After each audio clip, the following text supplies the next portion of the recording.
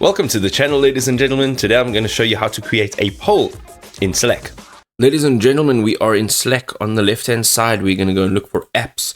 And here, if you use this three dots over here, you're going to click on manage and click on browse apps. Now, once you're in these browse apps, you're going to go and look for Polly. Polly is in fact the third-party app that you are going to connect to Slack, so you are able to then create polls. Once you have this pop-up window, you will have to just give permissions. You'll see everything that you'll have to grant permissions for.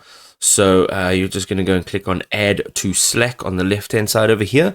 And once you have clicked on add to Slack, you're going to have now the option to give permission. So you'll either say allow or cancel. You can see everything that it has access to, and also the workspace. All right, you're going to go and click on allow. Once you click on allow over here, it'll redirect you back to your Slack page, and here you'll be able to create your polls within the Polly app within Slack.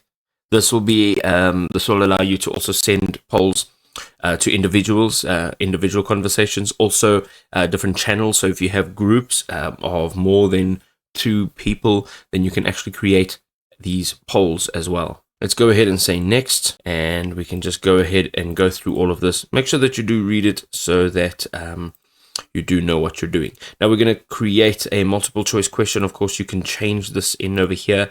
You can add different choices, so you can have them on or off, whatever the options are here.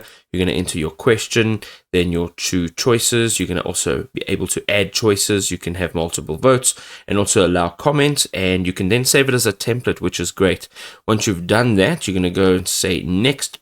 You can configure it, so let's go ahead. Your configuration over here, your audience responses, you can either have a non-anonymous, confidential, or anonymous, and then the results will either be visible to everyone in real time, or you can have it show after it's been closed. Let's go ahead and say next, and here you can schedule it. So you can either send it right now, you can schedule it for a future date. You can also choose the schedule type, so you can have it a one-time schedule, or you can have it reoccurring. Of course, you can see that these are paid features, and then you can also allow voting for a certain amount of days, weeks, months, depending on how you want to set it up here. You're going to go ahead, say next, and here's a public link. If you want to copy that, you can now send this to whomever you want to send this to, and they will get this poll as you've created it.